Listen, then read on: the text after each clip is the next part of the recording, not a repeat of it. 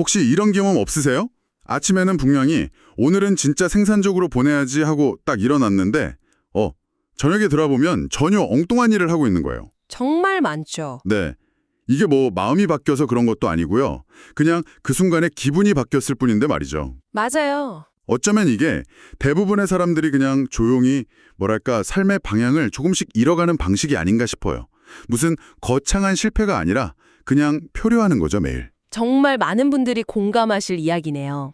바로 그 지점이 오늘 저희가 깊게 파고들 문제의 핵심이거든요. 네. 왜 우리의 그 굳은 결심이 그날 기분에 따라서 이렇게 쉽게 흔들리는 걸까? 어제는 합리적이었던 계획이 왜 오늘은 피곤하다는 이유만으로 갑자기 말도 안 되는 것처럼 느껴질까요? 맞아요. 갑자기 비합리적으로 느껴지죠. 오늘 여러분이 보내주신 자료들이 바로 이 질문에 대해서 고대 철학자 아리스토텔레스가 내놓은 아주 놀라운 해답을 담고 있습니다. 아, 아리스토텔레스라니 정말 흥미로운데요.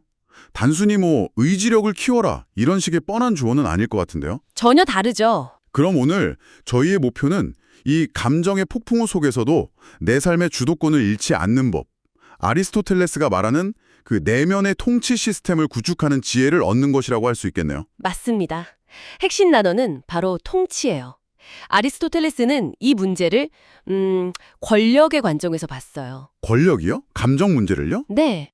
감정 자체가 나쁘다 이런 말을 한 게 아니에요. 대신에 당신의 행동을 최종적으로 결정하는 거.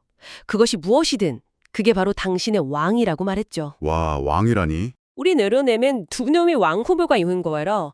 하나는 깊이 생각하고 내린 숙고된 선택, 즉 이성이고요. 다른 하나는 순간의 쾌락과 고통을 쫓는 욕망입니다. 아, 중간지대는 없어요. 둘 중 하나가 반드시 왕좌를 차지하게 된다 이겁니다. 와, 관점 자체가 굉장히 강력하네요.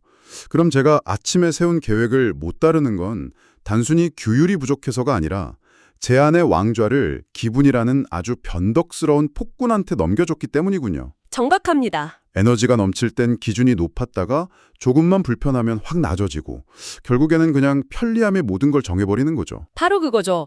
그걸 조건부적인 삶이라고 부를 수 있어요. 기분이 좋을 때만 앞으로 나아가고 힘들면 멈추고. 네, 맞아요. 불편하면 바로 후퇴하고. 네. 아리스토텔레스는 바로 이런 삶의 동력과 정말 진정한 목표를 향한 삶의 동력을 명확하게 구분했습니다. 아, 겉보기엔 똑같은 행동이라도 그 뿌리가, 그 동력원이 전혀 다르다는 거예요. 뿌리가 다르다는 게 구체적으로 어떤 의미일까요? 예를 들어서 운동하러 가는 행동은 똑같잖아요? 동기가 다르죠. 하나는 숙고된 상태에서 나오고요. 다른 하나는 충동에서 나옵니다. 선택과 충동이요? 네. 선택에 기반한 행동은 나는 어떤 사람이 되고 싶은가? 이 질문에 대한 대답이에요. 더 큰 방향성에 대한 거죠. 아하, 반면에 충동에 기반한 행동은 그냥 어떻게 하면 지금 이 순간이 더 편안해질까? 이 아주 즉각적인 질문에 대한 반응일 뿐입니다. 아, 이제야 딱 와닿네요. 그래서 충동에 계속 지다 보면 그 악순환에 빠지는 거군요. 그렇죠. 자료에서도 기분, 반응, 자기 배신, 그리고 수치심으로 이어지는 고리를 지적하고 있던데요. 이 수치심이라는 감정이 정말 무서운 것 같아요. 맞아요. 어차피 난 또 실패할 거야. 이런 생각으로 이어지면서 나중에 나의 시도조차 안 하게 만들잖아요. 정확해요. 바로 그 수치심이 우리를 다음 충동에 훨씬 더 취약하게 만듭니다. 자기 자신에 대한 신뢰가 그냥 깨져버리니까요. 네. 여기서 바로 규율의 진짜 역할이 드러나는 겁니다. 규율은 이 끔찍한 순환고리를 끊어내는 도구예요. 아, 불쾌한 감정이 느껴져도 그 감정한테 왕좌를 내주지 않고 나의 숙고된 선택을 행동으로 옮기게 만드는 힘이죠. 그런데 규율이라고 하면 보통 감정을 막 억누르고 스스로를 엄격하게 몰아붙이는 그런 이미지가 떠오르거든요. 듣기만 해도 좀 숨이 막히는데 아리스토텔레스가 말하는 규율도 그런 건가요? 전혀 다릅니다. 그건 규율에 대한 아주 흔한 오해예요. 아리스토텔레스는 감정을 짓밟는 게 아니라 오히려 잘 훈련시키는 것에 훨씬 더 관심이 많았습니다. 훈련이요? 네. 그가 제시한 핵심 개념이 바로 중용이에요. 영어로는 mean이라고 하는데요. 이게 단순히 양쪽 사이에서 타협하라는 뜻이 아니에요. 타협이 아니면 뭔가요? 양극단 사이에서 가장 강력하고 또 기능적인 균형점을 찾는 기술에 가깝습니다. 예를 들어 볼 때요. 네. 지나친 방종은 우리를 나약하게 충동의 노예로 만들죠. 반대로 지나친 금욕은 우리를 부서지기 쉽게 만들고 삶의 활력을 잃게 하고요. 그렇죠. 둘 다 문제죠. 아리스토텔레스가 말하는 진정한 힘은 감정이 분명히 존재하지만 그것이 내 행동의 통제권을 쥐고 있지는 않은 바로 그 중간 지점에서 나온다는 겁니다. 마치 감정이라는 말을 잘 길들이는 기수처럼 되는 거죠. 그러니까 기분에 따라서 어떤 날은 막 폭주했다가 다음 날은 완전히 방전되는 그런 혼란스러운 삶이 아니라 꾸준함을 만들어내는 거군요. 바로 그겁니다. 지속성이죠. 에너지가 높든 낮든 상황이 좋든 나쁘든 일관된 나 자신으로 머무를 수 있게 해주는 안정성, 이게 규율의 진짜 가치라는 거네요. 맞습니다. 그리고 그 안정성은 단순히 더 많은 일을 해내는 것, 그 이상의 의미를 가져요. 무엇보다 자기 자신에게 신뢰를 주는 사람이 되는 것을 의미하죠. 와, 내면의 안정성. 네, 변덕스러운 내면의 날씨에 흔들리지 않는 삶의 단단한 중심을 갖게 되는 겁니다. 이 개념 정말 매력적인데요. 근데 이런 단단한 중심은 동기부여나 의지력만으로는 좀 부족할 것 같아요. 그렇죠. 아리스토텔레스는 이것보다 더 깊은 어떤 구조적인 힘에 대해 이야기했다면서요. 자료에 나온 4가지 핵심 개념이 바로 그거 같은데 하나씩 자세히 설명해 주실 수 있을까요? 물론이죠. 첫 번째 기둥은 헥시스입니다. 우리말로는 안정된 성향이라고 번역할 수 있어요. 이게 정말 중요한 개념인데요. 헥시스. 헥시스는 당신이 컨디션이 제일 좋을 때의 모습이 아니라 피곤하고 스트레스 받고 모든 게 귀찮을 때 드러나는 당신의 기본값, 즉 디폴트 세팅을 의미합니다. 그러니까 제가 스트레스 받으면 건강한 샐러드 대신에 습관적으로 라면부터 끓여 먹는 거, 그게 저의 헥시스군요. 바로 그거죠. 평소에는 샐러드 먹어야지 생각하더라도요. 약간 무서운데요? 정확한 예시입니다. 이 헥시스는 믿음이 아니라 반복을 통해 형성돼요. 그래서 아리스토텔레스는 무엇을 믿는지가 아니라 무엇을 반복하는지가 당신이 누구인지를 결정한다고 말했죠. 동기부여는 스트레스 상황에서 쉽게 사라지지만 잘 훈련된 헥시스는 거의 영구적으로 남습니다. 당신과 협상할 필요 없이 그냥 행동하게 만드는 힘이죠. 그렇군요. 두 번째 개념은 아크라시아던데 이건 의지박약이라고 하셨죠. 이건 좀 더 익숙한 개념 같아요. 네, 무엇이 옳은지 알면서도 정반대로 행동하는 상태를 말합니다. 새해 다짐이 매번 실패하는 이유이기도 하고요. 네네. 그런데 아크라시아가 파괴적인 진짜 이유는 단순히 계획을 망치기 때문이 아니에요.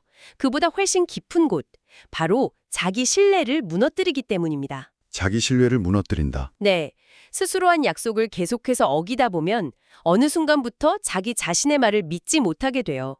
나는 어차피 못 지킬 사람이야 라는 생각이 내면에 자리 잡죠. 맞아요. 그렇게 되면 더 이상 자신의 삶에 대해 중요한 약속을 하거나 큰 도전을 하는 걸 주저하게 돼요. 실패는 교훈이라도 남기지만 아크라시아는 우리를 내면에서부터 좀먹게 만듭니다. 듣기만 해도 힘이 빠지네요. 그럼 세 번째 기둥인 프로네시스, 즉 실천적 지혜는 이걸 막아주는 역할을 하는 건가요? 아주 중요한 역할을 하죠. 맹목적인 규율은 오히려 파괴적일 수 있거든요. 맹목적인 규율이요? 예를 들어 몸이 아픈데도 무조건 새벽 5시에 일어나서 운동하는 그건 지혜가 아니라 집착이죠. 그렇죠. 프로네시스는 바로 언제 밀어붙여야 하고 언제 쉬어야 하는지 이걸 아는 능력입니다. 이 실천적 지혜가 있어야만 우리의 규율이 지능적으로 작동하고 우리를 성장시킬 수 있어요. 와, 지혜 없는 규율은 그냥 자기 학대나 자만심이 되기 쉽습니다. 규율에도 지혜가 필요하다는 말이 정말 와닿네요. 그럼 마지막 네 번째 기둥, 에운다이모니아.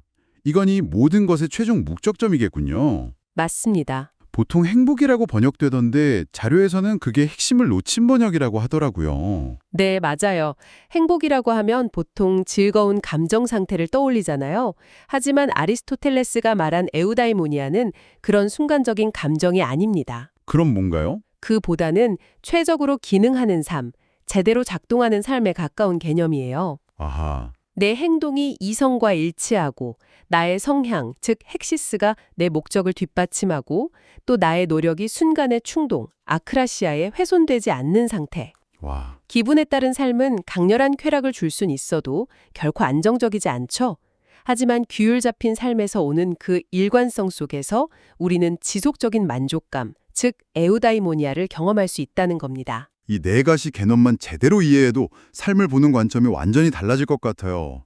그런데 듣다 보니까 이런 생각이 드네요. 아리스토텔레스의 이런 아이디어들이 오늘날 우리에게는 왠지 더 불편하고 어렵게 느껴지는 것 같아요. 왜 그럴까요? 아주 예리한 질문입니다. 현대사회, 특히 디지털 문화는 아리스토텔레스의 가르침과 정반대의 방향으로 우리를 이끌기 때문이에요. 아, 현대사회는 깊이 있는 성찰보다 즉각적인 반응을, 내면의 통제보다 감정의 표현을, 또 꾸준함보다는 속도를 더 높이 평가하고 보상하는 것처럼 보이니까요. 맞아요. 소셜미디어만 봐도 그렇죠. 차분하고 이성적인 의견보다는 더 자극적이고 감정적인 반응이 훨씬 더 많은 주목을 받잖아요. 바로 그겁니다. 자료에서는 이걸 기분 문화, 무드 컬처라고 불러요. 기분 문화? 네. 분노는 이성보다 빨리 퍼지고 두려움은 신중한 판단보다 빨리 움직입니다. 즉각적으로 반응하고 감정을 격하게 표출하는 사람이 오히려 진솔하다고 여겨지기도 하죠. 그렇죠. 이런 문화는 즉각적인 반응은 정직합니다. 자제는 억압이다. 이런 식으로 프레임을 재구성해버립니다. 그러고 보니 자료에 이런 말도 있었어요. 감정 상태에 따라 행동이 결정되는 사람은 예측 가능하기 때문에 조종하기 쉽다고요. 네, 아주 중요한 지점이죠. 분노를 유발하고 불안을 증폭시키고 욕구를 자극하면 되니까요. 광고나 정치에서 이런 기법을 많이 쓰는 것 같기도 하고요. 정확합니다. 그런 맥락에서 보면 아리스토텔레스가 말한 규율은 더 이상 개인적인 자기 개발의 문제를 넘어섭니다. 아, 외부의 자극에 즉각적으로 반응하지 않고 내면의 중심을 지키면서 자신의 방향성을 유지하는 것은 오늘날 일종의 저항 행위가 될 수 있어요. 와, 저항이요? 네, 조종당하거나 휘둘리거나 도발당하기 어려운 사람이 되는 것이죠. 끊임없이 우리를 흔들어대는 세상 속에서 자신의 중심을 지키는 것은 정말 강력한 힘입니다. 와, 규율이 저항이라니 정말 새로운 관점이네요. 결국 아리스토텔레스가 말하는 진정한 자유란 하고 싶은 걸 다 할 수 있는 상태가 아니라 자기 자신에 대한 통제권을 갖는 것이군요. 바로 그겁니다. 그렇죠. 감정을 무시하는 게 아니라 감정의 지시를 따르는 대신에 정보로만 활용하는 능력. 그렇죠. 우리가 할 수 있는 가장 강력한 일은 내면의 상태에 지배당하기를 거부하는 것이라는 말이 이제야 제대로 이해가 되네요. 맞아요. 진정한 자유는 요란한 것이 아니라 조용한 것이고 그 힘은 항상 반응하는 것이 더 쉬운 바로 그 순간에 드러나죠. 와, 이 개념들을 알고 나니 제 행동들이 다르게 보여요. 그런데 이걸 머리로 아는 것과 제 삶을 바꾸는 건 전혀 다른 문제잖아요. 물론이죠. 이 멋진 이론들을 당장 오늘부터 제 삶에 적용해 올 수 있는 구체적인 방법은 없을까요? 물론 있습니다.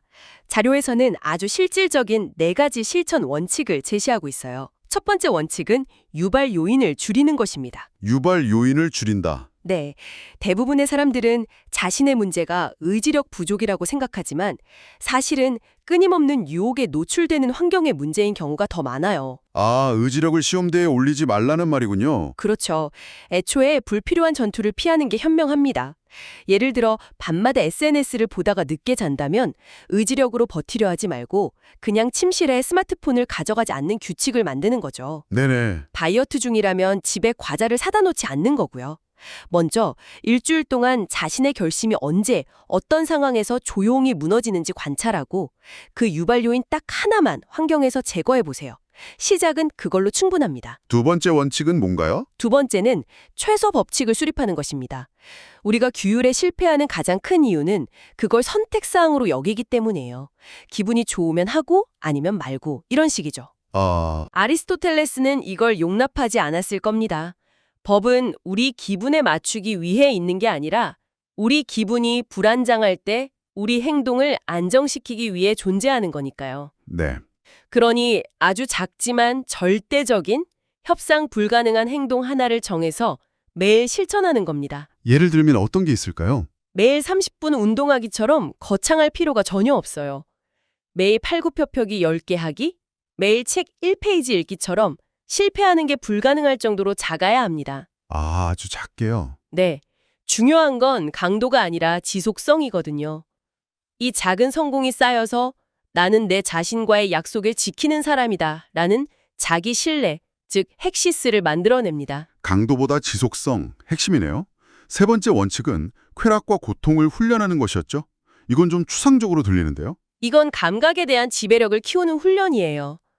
쾌락과 고통이라는 두 가지 강력한 힘을 없애려고 하는 대신에 길들이는 거죠. 길들인다. 방법은 간단합니다. 강한 욕구가 생겼을 때 영웅적으로 참아내려 하지 말고 딱 10분만 밀어보는 겁니다. 10분이요? 네, 아이스크림이 먹고 싶으면 10분 뒤에 먹자고 하는 거죠. 대부분의 충동은 즉각적으로 복종하지 않으면 그 힘이 약해집니다. 고통은 어떻게 훈련하나요? 반대로 하기 싫은 불편한 일이 있을 때 아주 잠깐만 의도적으로 마주해보는 겁니다.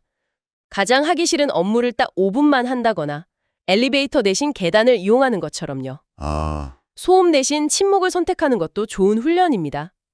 이 훈련의 목적은 감각을 없애는 게 아니라 감각이 우리를 지배하지 못하게 하는 힘을 기르는 데 있습니다. 마지막 네 번째 원칙은 선택을 방향에 고정하는 것이네요. 네, 가장 중요한 원칙일 수 있습니다. 어떤 행동을 하기 직전에 스스로에게 이 질문을 던지는 습관을 들이는 거예요. 어떤 질문이죠? 이 행동은 내가 되고자 하는 사람에게 도움이 되는가? 아니면 지금 당장 내 기분을 좋게 하는 데 도움이 되는가? 뭐, 이 질문은 감정을 억누르는 게 아니에요. 오히려 감정을 더 큰 그림 안에 위치시켜서 객관적으로 바라보게 하죠.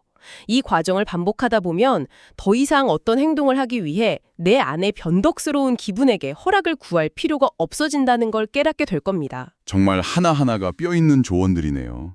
이론부터 실천까지 완벽한 로드맵 같아요. 이제 이 로드맵이 실제로 작동하는 것은 여러분 각자의 몫입니다.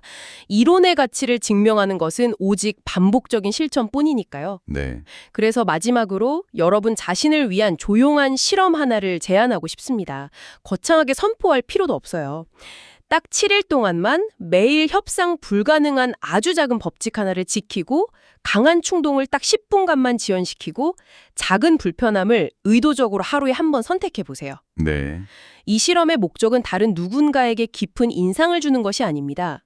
오직 여러분 자신에게 나는 내면의 상태에 지배당하지 않고 행동할 수 있는 사람이다 라는 사실을 조용히 확인시켜주기 위함입니다. 아리스토텔레스는 우리에게 쉬운 삶을 약속하지 않았습니다. 대신 명확한 삶을 약속했습니다. 기분은 그저 메신저일 뿐이고 당신의 숙고된 선택이 진정한 왕이 될 수 있습니다. 그리고 우리가 할 수 있는 가장 강력한 일은 지배당하기를 거부하는 것입니다.